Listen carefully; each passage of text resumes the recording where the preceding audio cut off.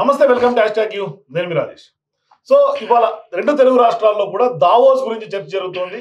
రెండు తెలుగు రాష్ట్రాల ముఖ్యమంత్రులు కూడా దావోస్ పర్యటన ముగించుకొని వాళ్ళ సొంత రాష్ట్రాలకు చేరుకున్నారు. ఈ నేపథ్యంలో తెలంగాణ 1,78,000 కోట్లకు సంబంధించినటువంటి పెట్టుబడులతో తిరిగి వచ్చింది రాష్ట్రానికి. ఆంధ్రప్రదేశ్ ఏం తెచ్చింది, ఆంధ్రప్రదేశ్ ముఖ్యమంత్రిగా చంద్రబాబు ఏం సాధించుకొచ్చారు అనే చర్చ జరుగుతుంది. ఎందుకంటే ఒక్క ఎంఓఈ కూడా అవ్వలేదు. మరి దావోస్ పర్యటన ఖర్చులు దండగా అనేది వాళ్ళ వైఎస్ఆర్సీపీ చేస్తున్నటువంటి ఆరోపణ. మరి ఈ ఆరోపణల్లో వాస్తవం ఎంత? నిజంగానే ఎంఓఈలు అవ్వకుండానే చంద్రబాబు తిరుగు ప్రయాణం చేశారా? అసలు దావోస్కి ఎందుకు వెళ్ళినట్టు? ఇవన్నీ మాట్లాడదాం. మనతో పాటు రాజకీయ విశ్లేషకులు కొత్త రవీంద్రబాబు గారు జాయిన్ అవుతారు. నమస్తే సార్. నమస్తే రాజేష్. సార్, ఇవాళ దావోస్ గురించి అందరి చర్చ ఉంది. వైరల్ గా మారుతున్నటువంటి సబ్జెక్ట్ కూడా దావోస్ గురించి. నిజంగానే ఒకప్పుడు బూటకపు పెట్టుబడులు అని మాట్లాడినటువంటి ప్రతిపక్ష పార్టీలు అధికార పార్టీకి రాగానే ఇదే పెట్టుబడుల వేటలో దావోస్కి వెళ్ళటం, వరల్డ్ ఎకనామిక్ ఫోరంలో పెద్ద ఎత్తున పెట్టుబడికి సంబంధించినటువంటి ఆయా పారిశ్రామిక రంగాల్లో నిష్ణాతుల్ని ఆకర్షించడం, మరోవైపు చాలా భేటీలు నిర్వహించిన. ఇన్ని భేటీలు నిర్వహించిన ఆంధ్రప్రదేశ్కి ఒరిగిందేంటి? ఏం సాధించారు? ఎంత పెట్టుబడి వచ్చింది? ఎంత గ్రౌండ్ ఇది? ఇదే చర్చ. ఏంటి నిజంగానే దావోస్కి వెళ్ళి చంద్రబాబు గారు భేటీలు నిర్వహించారు కానీ ఎంఓయూలు పెట్టుబడులు తేవడంలో ఫెయిల్ అయ్యారా? తెలుగు రాష్ట్రంలో ఆంధ్రప్రదేశ్ ముఖ్యమంత్రి నేతృత్వంలో బృందం దావోస్ నుంచి తిరిగి వచ్చిన సందర్భం. అందరూ మాట్లాడుకుంటుంది రెండు తెలుగు రాష్ట్రాల్లో కూడా ఏ రాష్ట్రానికి ఎన్ని పెట్టుబడులు వచ్చినాయి కంపేర్ చేసుకుంటున్నారు. కొంతమంది ఆంధ్రప్రదేశ్లో రాలేదు అని బ్లేమ్ చేస్తున్నారు. దీన్ని పార్టీలకు అతీతంగా నిష్పక్షపాతంగా మనం విశ్లేషణ ఏ విధంగా చూడాలంటే, మొదలుగా చాలా మందికి దావోస్ అంటున్నారు. అక్కడ విషయం ఏంటంటే, వరల్డ్ ఎకనామిక్ ఫోరం అనే ఒక సంస్థ non governmental voluntary organisation which was established in 1971 by the German scientists. అప్పట్లో వాళ్ళు ఏం ఆలోచన చేశారంటే, ఇన్వెస్టర్స్ ఉన్నారు, ఇండస్ట్రియలిస్టులు ఉన్నారు, పెట్టుబడి పెట్టడానికి సిద్ధంగా ఉన్నారు ఒక పక్కన ఒక వర్గం.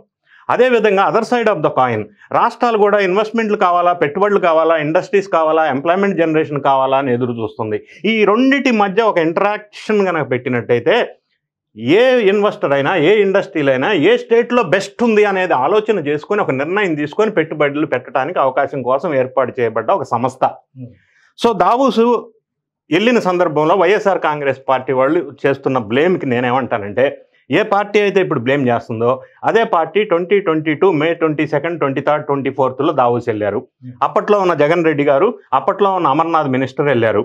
వాళ్ళు అమర్నాథ్ మినిస్టర్ గారు ఏం కామెంట్ చేశారంటే, అప్పట్లో -5 degrees చలి, అబ్బా చలిలో స్నానం చేయడం కష్టం, ఏం వెళ్తాం అక్కడికి అన్నాడు. జగన్ రెడ్డి గారు ఏమన్నారంటే, ఇంత పెద్ద క్వశ్చన్స్ అడుగుతారబ్బా, మనమేం ఆన్సర్ చేస్తాం అన్నాడు. రౌండ్ టేబుల్ కాన్ఫరెన్స్లో ఇండస్ట్రియలిస్టులు, ఇన్వెస్టర్స్ చాలా ఇంటరాక్షన్ జరిగినప్పుడు చాలా క్వశ్చన్స్ అడిగే అవకాశం ఉంటుంది. ఎవరైతే ఏ స్టేట్ అయితే ఎఫెక్టివ్గా, ఎఫిషియెంట్గా, ట్రాన్స్పరెంట్గా ఆ స్టేట్లో పెట్టుబడి పెడితే ఇండస్ట్రియలిస్ట్కి ఏమి లాభం జరుగుతుంది అనేది ఎక్స్ప్లెయిన్ చేసి, కన్విన్స్ చేసి, ఎక్స్ప్రెస్ చేసి ప్రజెంటేషన్ ఇవ్వగలిగితే ఆ రాష్ట్రానికి ఆ ఇన్వెస్టర్స్, ఇండస్ట్రియలిస్టు పెట్టుబడులు పెట్టడానికి ఆ రోజు డెసిషన్ తీసుకుంటారు ఆ 4 రోజుల్లో. ఇక్కడ ఏమైంది, ఆంధ్రప్రదేశ్ ఎక్కడ సక్సెస్ అయిందంటే, గడిచిన 5 సంవత్సరాల్లో విధ్వంసానికి గురై ఇప్పుడిప్పుడే అడుగులేసుకుంటూ ముందుకెళ్తున్న సందర్భం, పెట్టుబడుల వేట కోసం వెళ్ళిన సందర్భం. ఈ సందర్భంలో పక్కనున్న తెలంగాణలో, మహారాష్ట్రను కంపేర్ చేయలేం. ఎందుకంటే ఆంధ్రప్రదేశ్లో హైదరాబాదు, లేకపోతే ముంబై లాంటివి లేవు, కొత్తగా నిర్మించుకుంటున్న సందర్భం. అయితే దావోస్లో జరిగే కార్యక్రమాలను మనం 3 రకాలుగా చూడాల్సి ఉంటుంది. ఒకటేమంటే, దావోస్లో ఎంఓయూ చేసుకునే ముందే ఆయా కంపెనీతో ఆ రాష్ట్రాల వాళ్ళు కొంత డిస్కషన్ చేసుకొని ప్రిలిమినరీ వర్క్ కంప్లీట్ చేసుకొని ప్రైమా ఫేసి ఒక అంగీకారానికి వచ్చిన తర్వాత అక్కడికి వెళ్ళి కంక్లూడ్ చేసుకుంటారు. దీన్ని మాట ఎందుకు అంటున్నానంటే, తెలంగాణ ముఖ్యమంత్రి గారు ఈ మెగా ఇంజనీరింగ్ తోటి, కంట్రోల్ ఎస్ తోటి 2 హైదరాబాద్కి చెందిన కంపెనీలు ఇక్కడే సైన్ చేసుకోవచ్చు కదా, దావోస్ ఎందుకు తీసుకెళ్ళాలి, అక్కడ ఎందుకు సైన్ చేయాలంటే, అక్కడ చేయటం వల్ల దావోస్లో తెలంగాణకి ఇన్ని వేల కోట్ల పెట్టుబడులు వచ్చినాయి అని ప్రపంచం దృష్టిలో తెలంగాణ ఇమేజ్, బ్రాండ్ పెరుగుతుందాము. ఆ విధంగా కొన్ని సందర్భాల్లో ఇట్లా చేస్తారు. కానీ విషయం యాక్చువల్గా గమనించినట్టయితే, దావోస్లో చంద్రబాబు గారు ఉన్న 4 రోజులు మల్టీనేషనల్ కంపెనీస్, ఒక 15 కంపెనీల ప్రతినిధులతో చర్చలు జరిగినాయి. వాళ్ళు ఇన్ ప్రిన్సిపల్ ఒక అంగీకారానికి వచ్చారు. ఎంఓయూ సైన్ చేయాలి, ఎందుకంటే ఒక నిర్ణయం తీసుకోవాలంటే ఇన్స్టెంట్గా నిర్ణయం తీసుకోరు. మళ్ళీ వాళ్ళు ఈ రాష్ట్రానికి వచ్చి చూసి పరిశీలించిన తర్వాత ఎంఓయూ చేసుకుంటారు. ఆంధ్రప్రదేశ్ వాట్ ఈస్ ద, ఒక ఇన్వెస్టర్ అడుగుతారు, what is the advantage if I come to Andhra Pradesh and invest thousands of crores. So అది కన్విన్స్ చేయాలి కదా, ఆ చేయడంలో సక్సెస్ అయ్యారు. దాని తర్వాత డ్యూ కోర్స్ ఫాలోస్, వాళ్ళు వస్తారు, విజిట్ చేస్తారు, ఇన్వెస్ట్మెంట్ పెడతారు. ఇప్పటికే వచ్చిన 7 నెలల్లో 1,93,000 ఎంప్లాయ్మెంట్, 2,63,000 కోట్ల ఇన్వెస్ట్మెంట్స్, డిఫరెంట్ కంపెనీస్ ముందుకు వచ్చినాయి.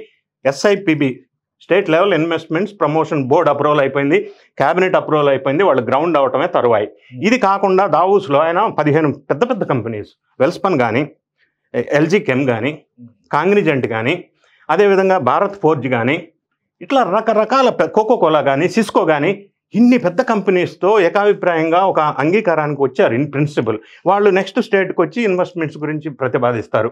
మరి ఇదే వైఎస్ఆర్ కాంగ్రెస్ పార్టీ గతంలో 23లో మే 2వ తారీఖున విశాఖపట్నంలో గ్లోబల్ ఇన్వెస్టర్స్ సమిట్ పెట్టారు. అందులో జరిగిన కథ ఏందో మనం అందరం చూసాం. ఆ డిజిటల్ మీడియాలో పనిచేసే వాళ్ళకి కోట్లు సూట్లు వేసేసి, బ్లేజర్లు వేసేసి వాళ్ళే ఇన్వెస్టర్లను చూపించారు.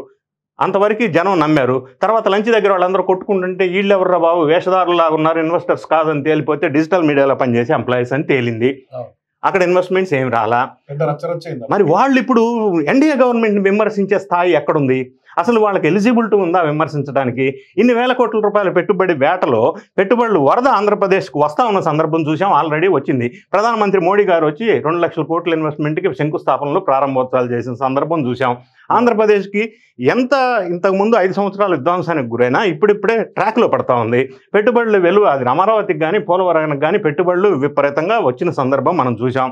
ఎందుకంటే చంద్రబాబు నాయుడు గారి క్రెడిబిలిటీ, చంద్రబాబు నాయుడు గారి ఇమేజ్, బ్రాండ్, ఇన్ని అంశాలు ఉండటం వల్ల ఇన్వెస్టర్స్ చూస్తారు. ఇన్వెస్టర్స్ ఇంకేం చూస్తారు? శాంతి భద్రతలు, మంచి గవర్నమెంట్ ఉందా లేదా, తర్వాత వాటర్ సప్లై ఉందా లేదా, ఇన్ఫ్రాస్ట్రక్చర్ ఉందా లేదా, లాజిస్టిక్స్ కండిషన్ ఎలా ఉంది, అవైలబుల్ ఆఫ్ హ్యూమన్ రిసోర్సెస్ ఎలా ఉంది, ఇన్ని అంశాలు వాళ్ళు చూసి ఒక నిర్ణయం తీసుకునే అవకాశం ఉంది. ఆంధ్రప్రదేశ్లో అవన్నీ పుష్కలంగా ఉన్నాయని వీళ్ళంతా టీం అంతా కూడా వాళ్ళని కన్విన్స్ చేయడం జరిగింది. ఇంకా కొద్ది నెలల్లో ఇప్పుడు ఎవరైతే కామెంట్ చేస్తున్నారో ఇన్స్టెంట్గా అక్కడ ఎంఓఈ జరగకపోయినా కూడా రేపు వాళ్ళు మళ్ళీ స్టేట్కి వచ్చి విజిట్ చేసి చర్చలు జరిపి మళ్ళీ ఎంఓఈ చేసుకునే అవకాశం ఖచ్చితంగా ఉంది. అదే విషయం చంద్రబాబు నాయుడు గారు కూడా ఈరోజు స్టేట్మెంట్ ఇచ్చి చెప్పడం జరిగింది. సో ఇన్వెస్ట్మెంట్స్ వస్తాయి. ఇంకొక నెల రోజుల్లో మీరు ఎన్ని గ్రౌండ్ అవుతాయి, ఎన్ని ఎంఓఈ అవుతాయి మనం కళ్ళారా ఆంధ్రప్రదేశ్లో చూడొచ్చు. వాళ్ళ టార్గెట్ ఏదైతే ఉందో 20 లక్షల ఉద్యోగాలు 5 సంవత్సరాల్లో, దాన్ని ఫుల్ఫిల్ చేసుకోవడానికి క్లియర్గా మనకి విజిబుల్గా కనిపిస్తున్న అంశం ఆంధ్రప్రదేశ్ రాష్ట్రంలో కనిపిస్తూ ఉంది. ఈ విధంగా దాన్ని అప్రిషియేట్ చేయాల్సింది పోయి తొందరగా ఇటువంటి కామెంట్స్ చేయటం వైఎస్ఆర్ కాంగ్రెస్ పార్టీ నాయకులకి తగదు. వాళ్ళు ఆ కామెంట్ చేయడానికి ఎలిజిబిలిటీ కూడా లేదని చెప్పి నా అభిప్రాయం. Thank you sir. సో ఇది ఖచ్చితంగా వైఎస్ఆర్సీపీకి ఆరోపణలు చేసే నైతిక అర్హత కూడా లేదు అనేది స్పష్టంగా అర్థమవుతుంది. సో మీరు కూడా నిజంగానే చంద్రబాబు అట్లాగే ఆయన టీం దావోస్కి వెళ్ళి ఏపీకి ఏం తీసుకొచ్చారు, ఎందుకు తీసుకురాలేకపోయారు, వైసీపీ విమర్శ పైన మీ అభిప్రాయాన్ని కామెంట్స్ తెలియజేయండి. For more please watch #.